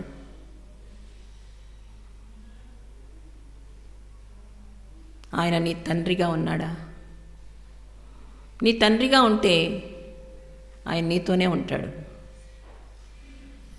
నీ పరిస్థితులు ఏవి కూడా నిన్ను కృంగదీయవు. ఆయన కొరకు నిలబడటానికి ఈరోజు ఎలాగైతే మీ ముందు నిలబడ్డానో ఆ విధంగా మీరు ఆయన కొరకు నిలబడటానికి దేవుడు కృప ఇస్తాడు. నేను మీలాగనే చాలా బలహీనరాల్ని, ఏమీ తెలియని దాన్ని, కానీ నేను నమ్ముకున్న యేసు ప్రభు దృష్టిలో నేను ప్రెషస్, నేను విలువైన దాన్ని.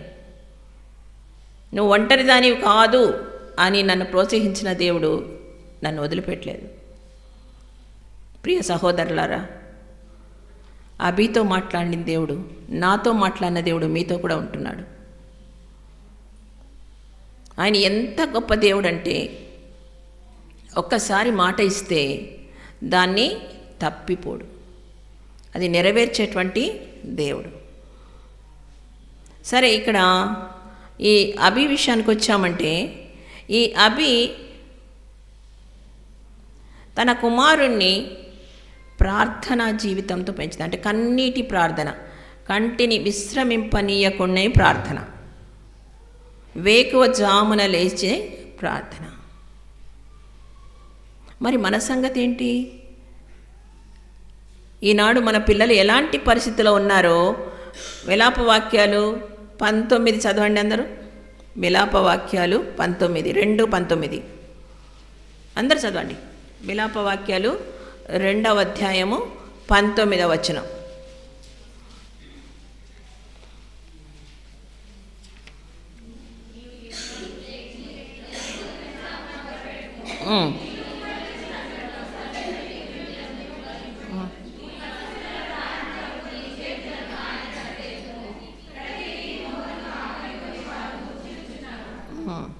చాలు.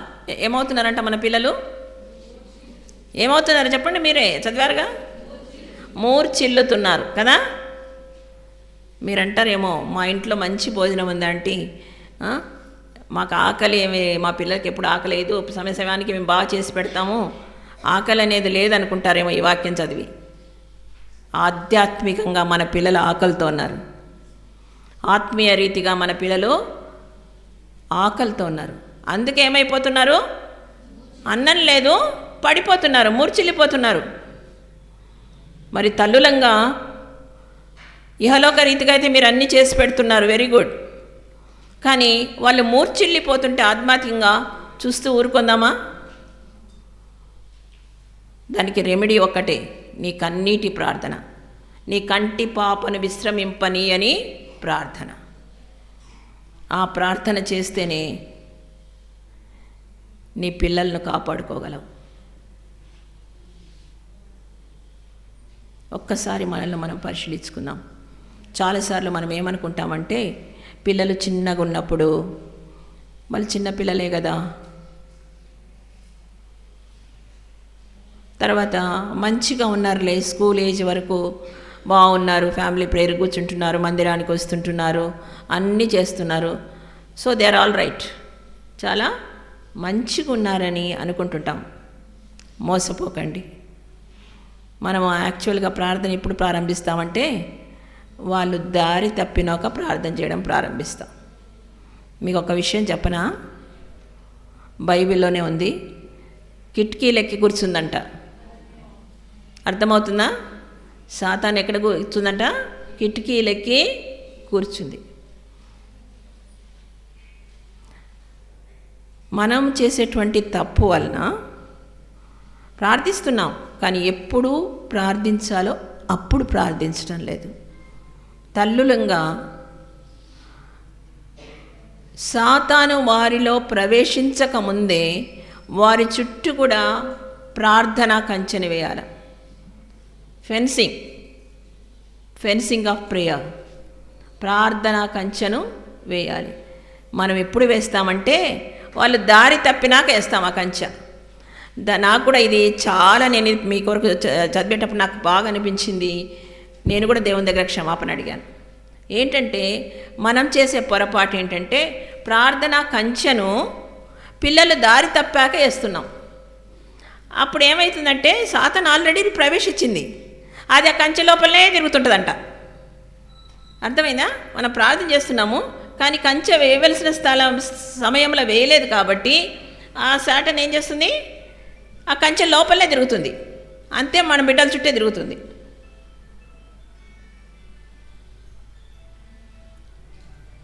నీ పిల్లలు నా పిల్లలు దారి తప్పారంటే నువ్వు నేనే కారణం, తల్లులంగా మనమే కారణం. ఒప్పుకుంటారా దీన్ని? వాక్యం చెప్తుంది, నేను కాదు. ఒప్పుకోక తప్పదు. సాతాను మన బిడ్డల్లో ప్రవేశించక ముందే మనం ప్రార్థనా కంచెను వేయాలి. అభి చేసిన పని అది.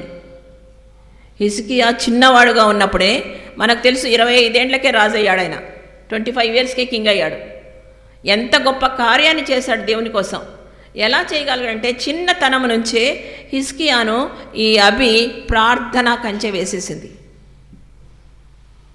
ఈ ప్రార్థన కంచెని వేసింది కాబట్టి అటువంటి దుష్టమైనటువంటి సమయంలో ఆ సాతాను ఈ అబ్బాయిలోకి ప్రవేశించలే. ఒక్కసారి మనల్ని మనం పరిశీలించుకుందాం. మనం ఈ విషయంలో ఎక్కడ తప్పిపోయాం? ప్రార్థన కంచె మన పిల్లలకు చిన్నప్పటి నుంచే వేస్తున్నామా? చిన్నవాళ్ళేలని వదిలేస్తున్నామా? బాగున్నారులే అనేసి వదిలేస్తున్నామా? జాగ్రత్తగా ఉండాలి. మనకు తెలియకుండానే చాలా కుయుక్తిగా సైతాను మన పిల్లల్లో ప్రవేశిస్తుంది. అందులో ప్రస్తుత కాలం మనకు తెలుసు. ప్రస్తుత కాలం ఏఐ కాలం, ఆర్టిఫిషియల్ ఇంటెలిజెన్స్ కదా. నీ కొడుకు కూతురు, మొన్న నేను రీసెంట్గా విన్నాను, ఒక అబ్బాయి ఫోన్ పెట్టుకొని మాట్లాడుతున్నాడట. మాట్లాడుతుంటే వాళ్ళ అమ్మ అడిగిందంట, ఏంట్రా ఫోన్ పెట్టుకొని ఏదో మాట్లాడుతున్నావు అన్నదంట. అదే మమ్మీ, నేను ఏ కోర్స్ చేయాలి అని అడుగుతున్నాను అన్నాడంట. అదేంట్రా ఫోన్లో ఏ కోర్స్ చేయాలని అడుగుతున్నావు, ఎవరిని అడుగుతున్నావు ఏంటి అనిందంట. ఏంటి మమ్మీ నీకు అసలు తెలీదా, నేను ఏ దేశానికి వెళ్ళాలి, అక్కడ ఎలాంటి పరిస్థితులు ఉంటాయి, నేను ఎలా ఉండాలి, ఎవరు చెప్తున్నారా నీకు అక్కడ? అయ్యో పిచ్చి మమ్మీ, ఎవరు చెప్తున్నారంటే ఏఐ చెప్తుంది. ఏయ్యా? అదే మమ్మీ ఆర్టిఫిషియల్ ఇంటెలిజెన్సు.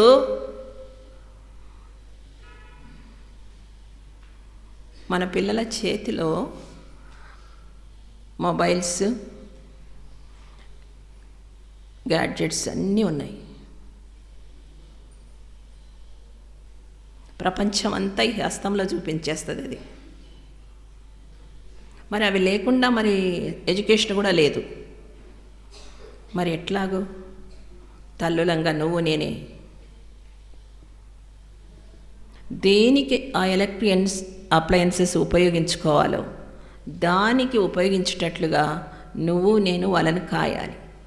ఎంతసేపు కిచెన్లో ఉండి, లేకుంటే ఇల్లు సర్దుకుంటూ, ఓకే సర్దుకోండి వంట చేయండి వద్దండం లేదు, కానీ మన టైం అంతా దానికి స్పెండ్ చేసి మన చేతులారా మన పిల్లల్ని పోగొట్టుకుంటున్నాం.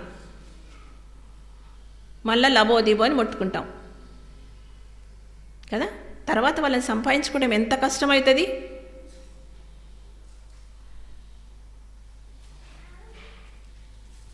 ప్రియ సహోదరులారా, మీ పిల్లలను అభిలాగా పెంచాలనుకుంటే, మీ పిల్లలను హిజ్కియాలాగా తయారు చేయాలనుకుంటే, తల్లిగా మన కంటి పాపను విశ్రమింపనీయకూడదు. బాగున్నారులని మోసపోకండి, చిన్న పిల్లలని మోసపోకండి.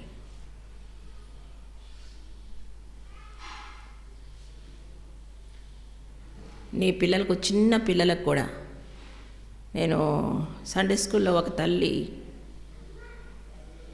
వాళ్ళ పిల్లోడు పరిగెడుతుంటే నేను అన్నాను, అమ్మ కొంచెం మీ పిల్లవాడిని దగ్గర పెట్టుకో అన్నాను.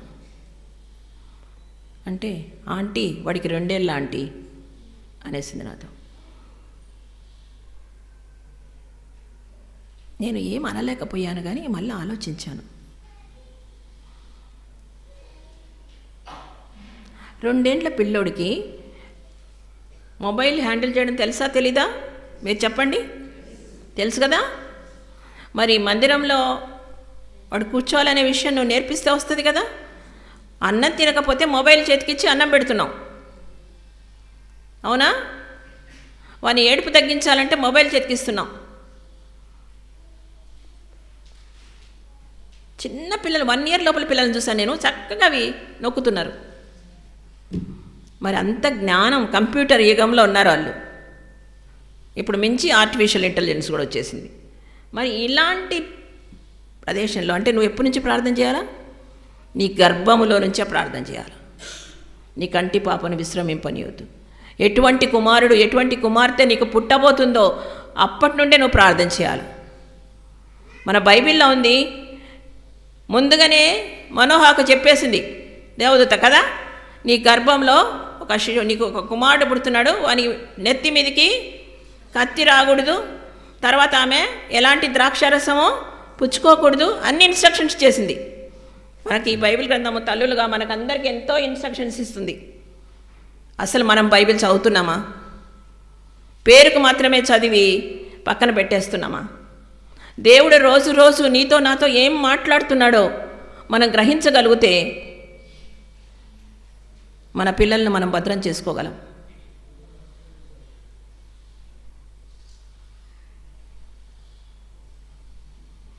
చిన్ననాటి నుంచే నీ గర్భములో శిశువు ఉన్నప్పుడే, దేవుడు నిన్ను గర్భాన్ని తాకినప్పుడే అప్పటి నుంచే ప్రార్థన మొదలుపెట్టాలి. నీ కంటి పాపను విశ్రమింపనీయొద్దు.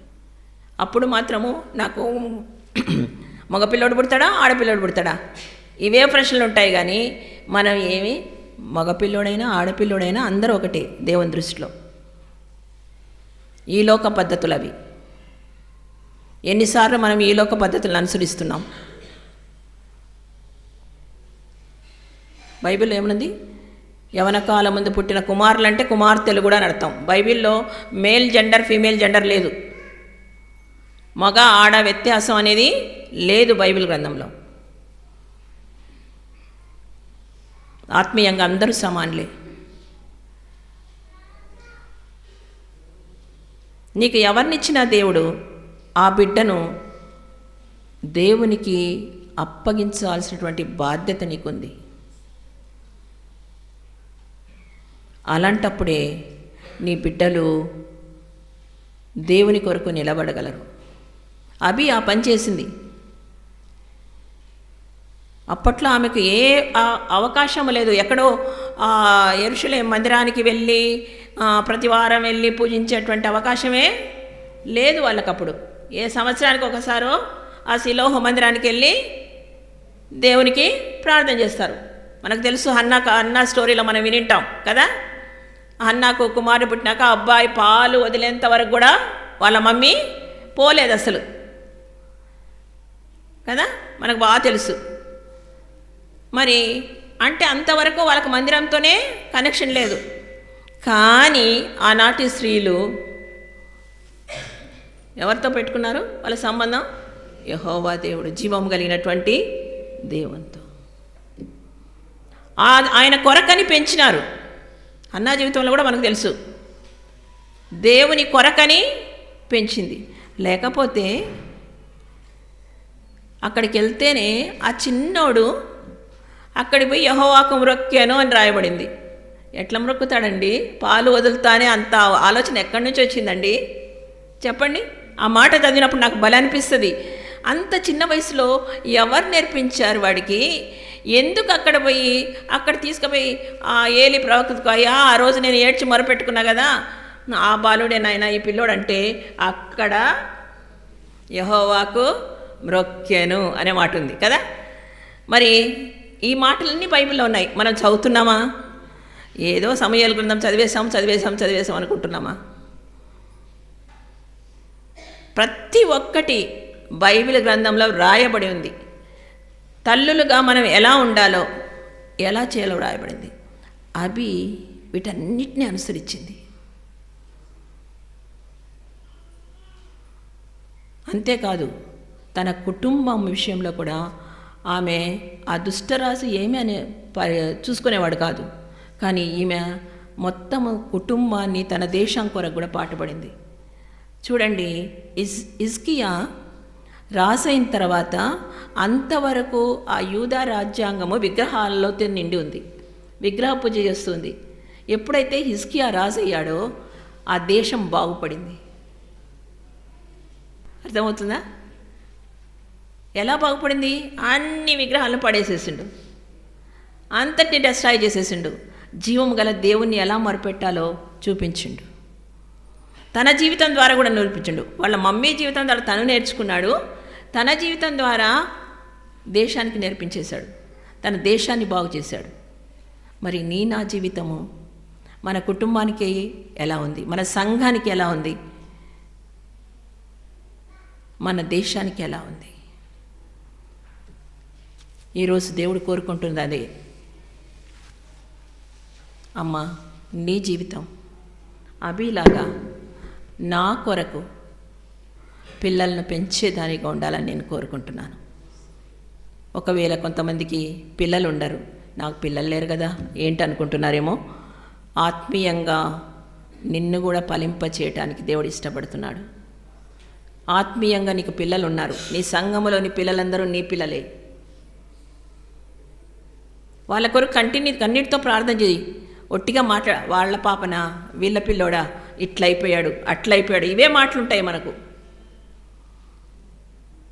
అరే, నీ సంఘములో ఒక కుటుంబంలో ఒక పిల్లోడో దారి తప్పాడంటే ఎవరిది బాధ్యత? తల్లితో పాటు తల్లులంగా మనందరిది కూడా బాధ్యత. అభి చేసింది, తన దేశం గురించి ఆలోచించింది. హిజ్కియా రాజుగా అయినాక ఆ దేశంలో ఎంతో సమాధానము, సంతోషం ఉంది.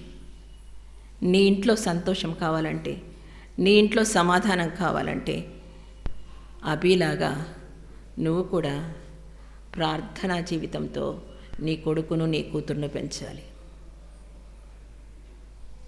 ఒక్కసారి ఇప్పుడు నేను టూకీగా చెప్పేస్తాను, మీరు చెప్పగలరా ఆమె గుణాలేంటో? ఒక్కొక్కటి చెప్పండి, ఆమె గుణాలేంటి? ఇప్పుడు చూసాం మనము, సమయం కొద్దిగా ఉంది కాబట్టి నేను ఒక్కొక్కటి సపరేట్గా మీకు చెప్పలేకపోయాను. అభి యొక్క గుణాలేంటి? ఏమా?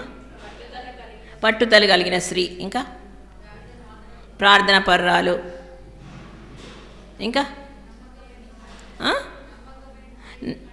దేవునికి నమ్మకమైన జీవితం జీవించినామే, ఇంకా చెప్పండి. నీతిమంతురాలు, ఓకే. ఇంకా కొడుకుకు రోల్ మోడల్, వెరీ గుడ్. ఇంకా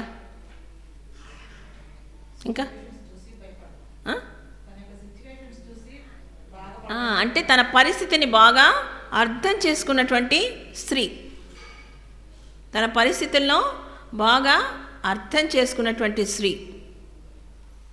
మరి తనకు కూడా అత్తమామలు నింటారు కదా,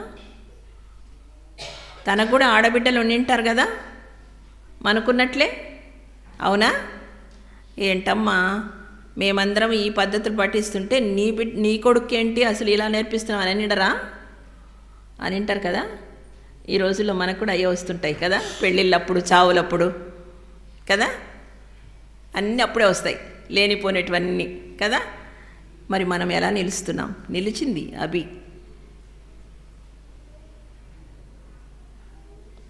ఎక్కడ లేనివన్నీ మనకు అలాంటి సమయాల్లోనే వస్తాయి. ఈ దినాల్లో very sad thing to say and see, నేను చూస్తున్నది, వింటున్న పరిస్థితులు ఏంటంటే కాంప్రమైజింగ్ లైఫ్. అంటే ఇహలోక పద్ధతులకు మనము కూడా దాంతో కలిసిపోతున్నాం అన్నమాట. నేను యవన వయసులో ఉన్నప్పటి నుంచి బ్రదర్ భగత్ సింగ్ గారు చెప్పినటువంటి ఒక వాక్యం నా హృదయంలో నాటుకొని పోయిందన్నమాట.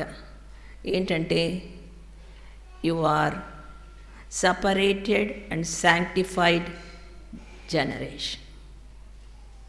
సపరేటెడ్ అండ్ శాంక్టిఫైడ్ అంటే వేరుపరచబడిన, పరిశుద్ధపరచబడిన జనాంగము. మరి దేవుడు మనల్ని అలా చేసినప్పుడు తిరుగా మనం ఎలా పక్కవాటికి వెళ్తాం? కొన్నిసార్లు భయం చేత, కొన్నిసార్లు ప్రోద్బలం చేత, కొన్నిసార్లు మనమే ఈడవబడి కాంప్రమైజ్ అవుతున్నాం. లేదక్క పెండ్లి కొడుకు వాళ్ళు అస్సలు ఒప్పుకోరు, లేకపోతే పెండ్లి కూతురు వాళ్ళు అస్సలు ఒప్పుకోరు, లేదంటే ఈ ఫంక్షన్ చేయకపోతే ఎవరు ఒప్పుకోరు. ఎన్ని అలా చేస్తున్నాం మనం? ఎన్ని దినాలు పాటిస్తున్నాం?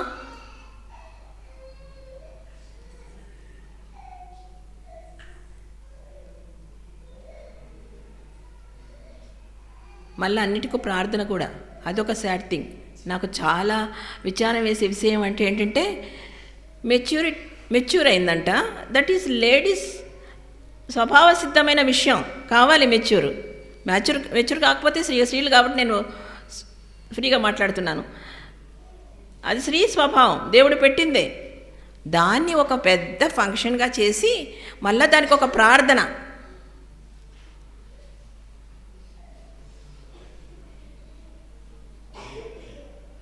ఏంటి ఆంటీ ఇలా చెప్తుంది, అక్క ఇలా చెప్తుంది అనుకోకండి, దయచేసి నన్ను క్షమించండి.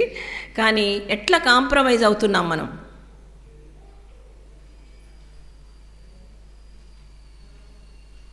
ఎట్లక్క నలుగులు పెట్టకుండా పెండ్లు ఎలా చేయాలి?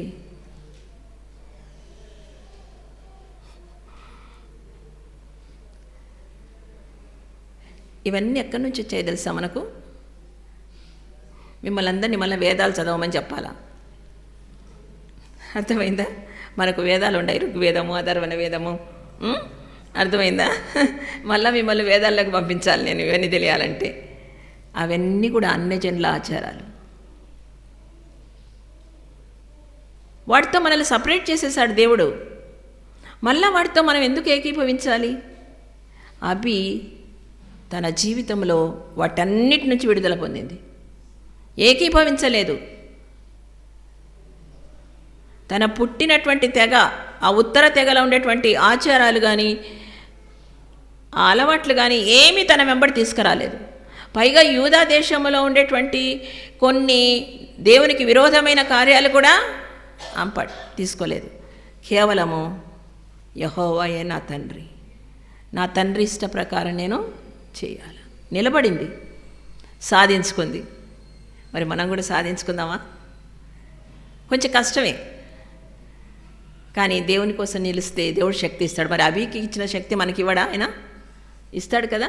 అంతటి క్లిష్ట పరిస్థితులు నేను యోచిస్తాను అనుకున్నాను, అరే మనం ఎందుకు ఇంత గొప్ప కార్యాలు చేయలేకపోతున్నాం? అభి ఎలా నిలబడగలిగింది? తన దేశం పాడైపోయింది, తన కుటుంబం పాడైపోయింది. అంత పాడైన పరిస్థితిలో ఎలాగా తన కుమారుణ్ణి దేవుని కొరకు ఇష్టమైన బిడ్డగా పెంచగలిగింది? కేవలము తన కంటి పాపను విశ్రమింపనీయాలి. ఒక దైవ సేవకుడు అన్నాడు, కన్నీటి ప్రార్థనకు మించినది ఏదీ లేదట. కన్నీటి ప్రార్థనకు మించినది ఏదీ లేదు. నువ్వు కన్నీటితో ప్రార్థన చేస్తే సైతాను పారిపోద్ది. అదే సూత్రం. ఆ విధంగా మన జీవితాలు, అభి యొక్క లైఫ్ మన జీవితంలో ప్రభావితం చేయాలని, she is the woman who is difference. ప్రభావితం చేసినటువంటి అభి యొక్క జీవితం ఇది. ఆ విధంగా మనం ఉండాలని దేవుడు కోరుకుంటున్నాడు. ఒక్కసారి మోకరిద్దామా?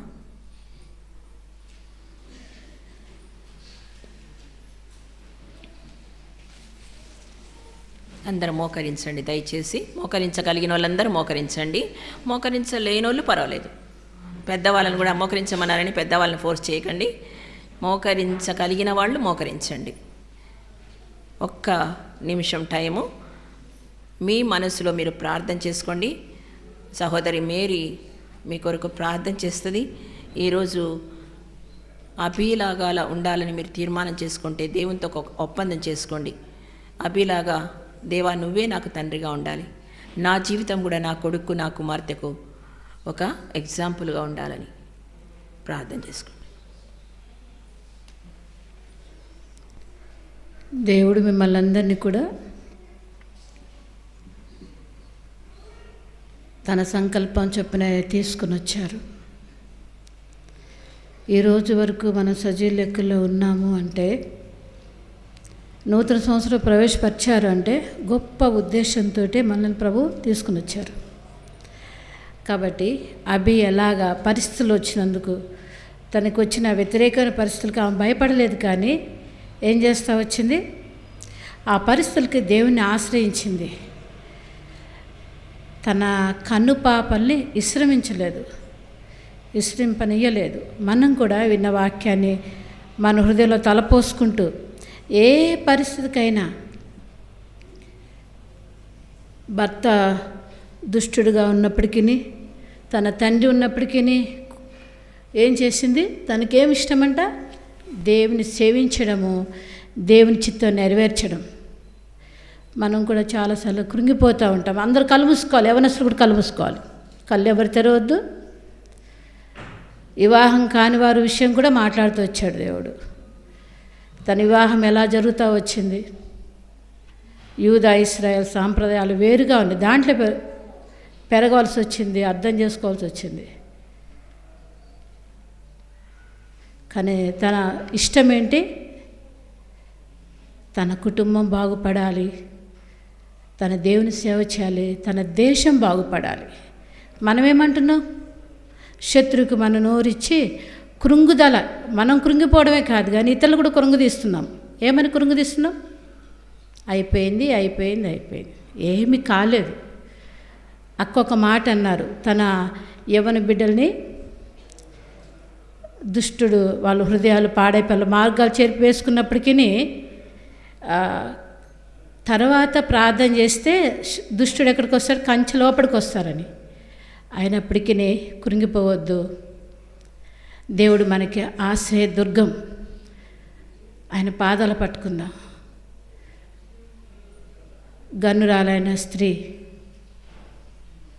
కుమారుడు తలపోయిన అన్నప్పుడు, తలంపులతో ఆ తల నొప్పి, తల పాడైపోయినప్పుడు ఆమె వెళ్ళి ఆ తలపోయినప్పుడు చనిపోతూ వస్తే ఆమె వెళ్ళి ఎవరు పాదాలు పట్టుకుంది, ఎలీషా పాదాలు పట్టుకుంది. ఈ సమయంలో నీదే పరిస్థితి అయినప్పటికీ ఆయన పాదాలు పట్టుకుని హృదయంలో ప్రార్థన చేసుకోండి. నిజామాబాద్ నుంచి వచ్చిన దైవ సేవకురాలు వెళ్ళినక్క ఎక్కడున్నారు, వచ్చి ప్రార్థన చేస్తారు.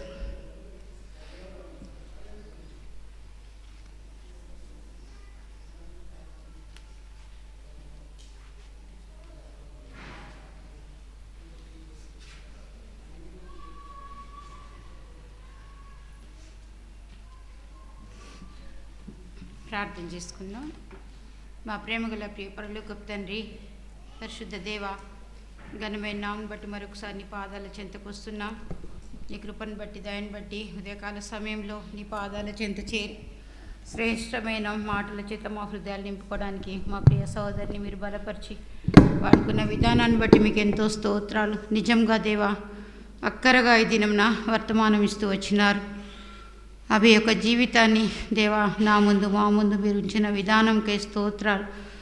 ఎంతో పాఠం నేర్చుకోవడానికి మీరు సహాయపడుతూ వచ్చినారు. మీకు స్తోత్రాలు తండ్రి.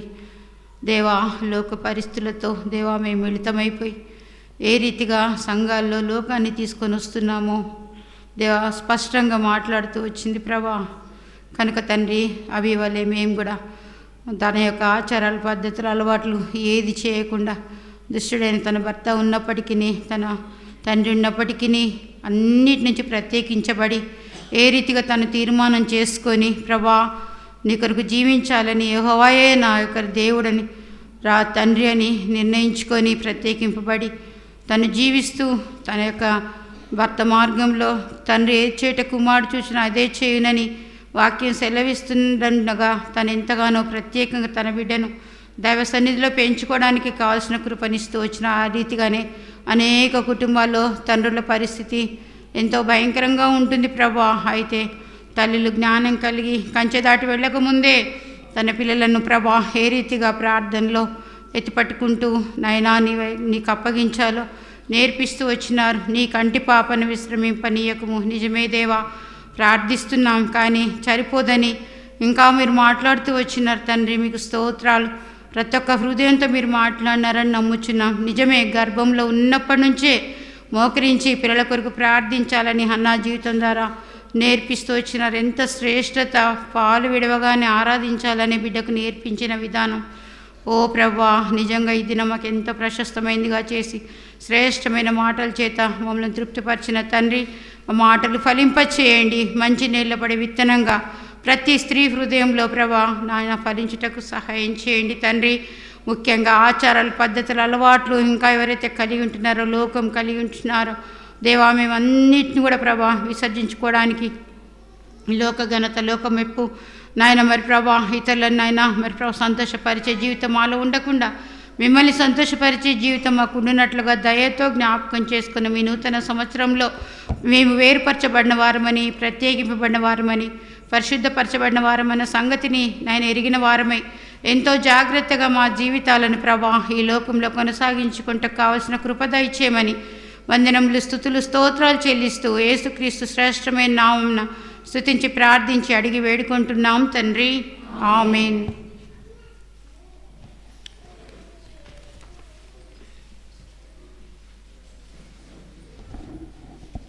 దయచేసి గమనించండి, ఈ సమయంలో మనము 10 నిమిషాలు, ఓన్లీ 10 minutes బ్రేక్ కలిగి ఉంటాం. ఇటు పక్కన వాష్రూమ్స్ ఉన్నాయి, అదేవిధంగా ఇటువైపు కూడా వాష్రూమ్స్ ఉన్నాయి. ఇది కూడా మీరు యూజ్ చేసుకోవచ్చు. బయట మీ కొరకు టీ రెడీగా ఉంది.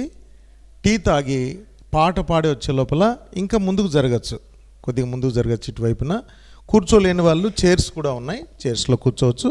కాబట్టి ఓన్లీ 10 minutes దయచేసి లేచి మీరు టీ తీసుకొని మళ్ళీ వచ్చి కూర్చోండి.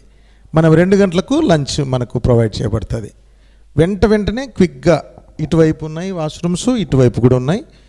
బయట టీ రెడీగా ఉంది మీకోసం. టీ తీసుకొని వచ్చి మళ్ళీ కూర్చోండి. సెకండ్ సెషన్ మనము దేవుని వాక్యం వింటాం.